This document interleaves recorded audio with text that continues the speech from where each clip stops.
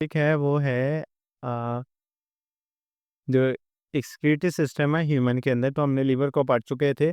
तो अब दूसरा एक्सक्रीटरी सिस्टम आएगा आपका, जिससे जो कि ब्लड को प्रोसेस करता है, ब्लड को साफ करता है असल में।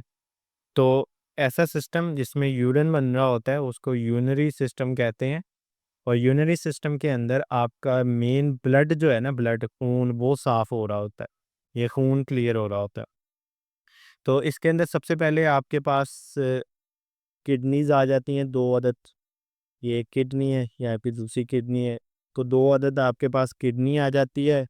और आपकी जो लेफ्ट किडनी होती है ना, वो थोड़ी सी नीचे होती है बनिस्बत राइट किडनी की। अब मैं शायद कंफ्यूज कर रहा हूँ। खैर दोनों में से यही फ़र्क है कि एक किडनी थोड़ी नीचे होती है दूसरी किडनी से, वो आप ऊपर लाइन से देख लेना। तो राइट वाली होती है नीचे या लेफ्ट वाली होती है, एक दोनों में से ना, उनमें थोड़ा सा डिफरेंस होता है। खैर चलो, उतना कोई मसला नहीं है। तो सबसे पहले आपकी किडनीज़ आ जाती हैं। तो किडनीज़ के बाद आपके जो है ना वो ये यूरेटर आ जाते हैं, जो कि यूरिन को कैरी करके लेके जाते हैं। और ये यूरेटर फिर आगे यूरिनरी ब्लैडर आ जाता है, जहाँ में थोड़ी देर जो है वो यूरिन स्टोर हो जाता है। और देन यूरेथ्रा, जिससे वो एक सी ट्यूब है जिससे यूरिन आगे निकल जाता है। तो ये एक जनरल सी स्टेप्स हैं इसके। और बाकी उसने रीनल वेन और उसकी इंटरनल चीज़ें बताई हैं, वो हम नेक्स्ट देख भी सकते हैं। तो मेजर क्या चीज़ है? किडनी है, यूरेटर है, यूरिनरी ब्लैडर है और यूरेथ्रा है। और उसके किडनी के ऊपर ना ग्लैंड लगा होता है, रीनल ग्लैंड, वो आगे चैप्टर 17 में उसके डिस्कशन आएगी।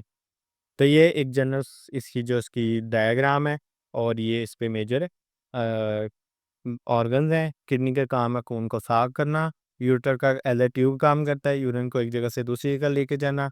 जो यूरिनरी ब्लैडर है उसका काम है यूरिन को थोड़ी देर स्टोर करके रखना, जैसे ही फील होता है वैसे ही वो बॉडी को एक्टिवेट करता है और यूरेथ्रा के वो यूरिन बॉडी से निकल जाता है। अच्छा, इसका जो फंक्शनल यूनिट है किडनी का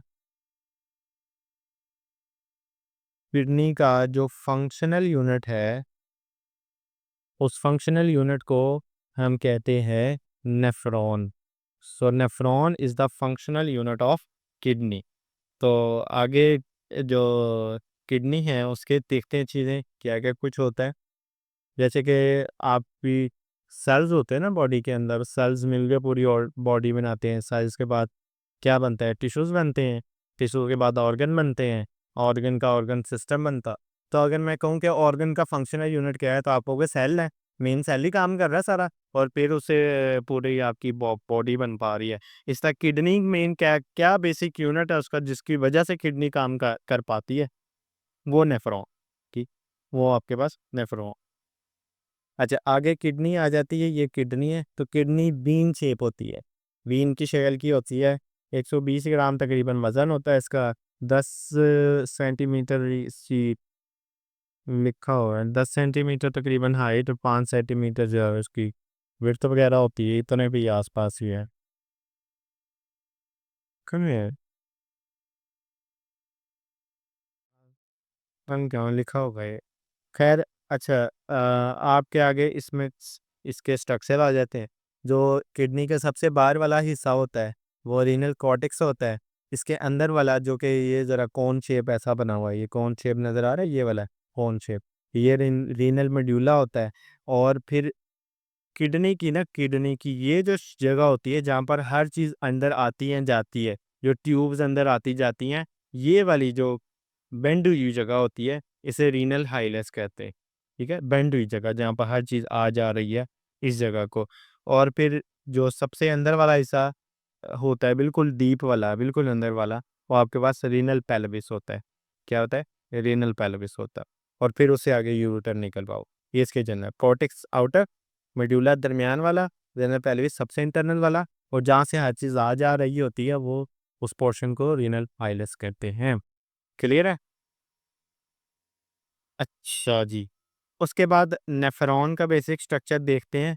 हमें मेन जो हमने अंडरस्टैंड करना है ये नेफ्रॉन का है। तो नेफ्रॉन के अंदर पहली जो चीज़ होती है वो ग्लोमेरुलस होता है। ये नेटवर्क ऑफ कैपिलरीज होता है, इसका सारी कैपिलरीज होती हैं और इस पर ब्लड प्रेशर बहुत हाई होता है।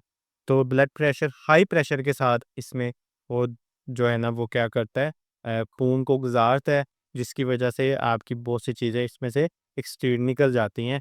तो क्योंकि वो प्रेशर की मदद से कर पाता है ग्लोमेरुलस के अंदर, तो इस वजह से आप इसको प्रेशर फ़िल्ट्रेशन कहते हैं। इसमें जो होने वाली फ़िल्ट्रेशन है, वो क्या है? Pressure filtration. प्रेशर फ़िल्ट्रेशन है। तो ग्लोमेरुलस के अंदर प्रेशर फ़िल्ट्रेशन होती है और इसमें जो बनने वाला फ़िल्ट्रेट है, बाकियात जो निकलती हैं इसमें से, उसे ग्लोमेरुलर फ़िल्ट्रेट कहते हैं। इसी के नाम से आगे फ़िल्ट्रेट लगा दो, ग्लोमेरुलर फ़िल्ट्रेट। अच्छा ख़ैर, इसको कवर किया होता है कप शेप स्ट्रक्चर ने, ये कवरिंग है इसकी। ये जो कवरिंग है ना, इसको बुमन कैप्सूल कहते हैं, ठीक है? कैप्सूल है जिसने इसको कवर किया हुआ है और फिर देन ये आगे मूव करता है प्रॉक्सिमल ट्यूब्यूल से। ये ऐसे ये जो मूव कर रही हैं, ये जो ट्यूब ये आगे, आगे, आगे, आगे जो भी हैं। तो ये क्या है? प्रॉक्सिमल ट्यूब्यूल है। प्रॉक्सिमल ट्यूब्यूल आगे मूव करती हैं in the loop of Henle. Loop of Henle एक यू शेप जो है ना, वो यू शेप स्ट्रक्चर है और जिसके अंदर जो है इधर इस तरफ को है, एक तरफ इस वाली को हम असेंडिंग लिम्ब कहते हैं, ठीक है? इसके 2 है ना, ये 2 का है, एक ये और एक ये। तो एक तरफ वाला असेंडिंग हो जाएगा, दूसरी वाला डिसेंडिंग हो जाएगा। हुँ, हुँ।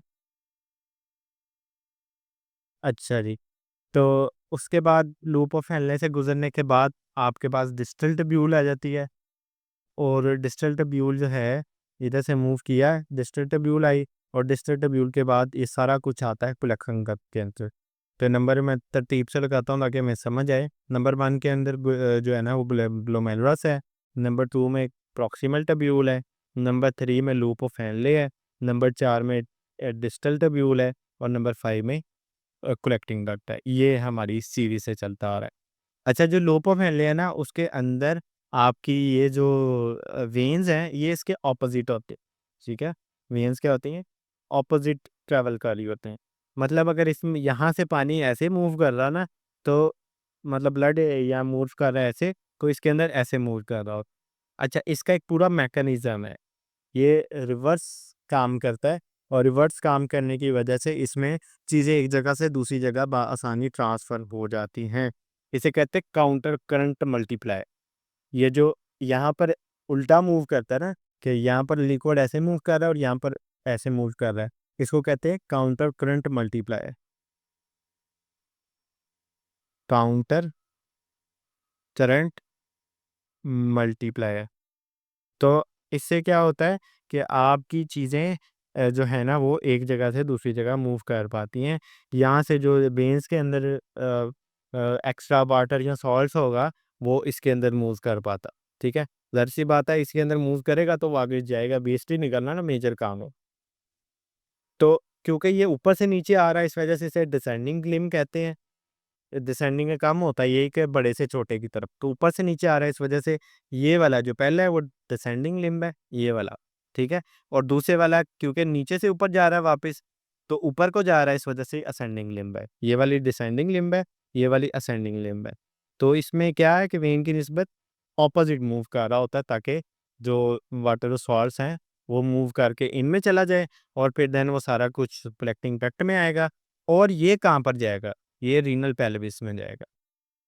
ये रीनल पेल्विस में सारा कुछ चला जाएगा, वहाँ से यूरेटर में, यूरेटर से फिर आगे नेक्स्ट जो प्रोसेस है। क्लियर है?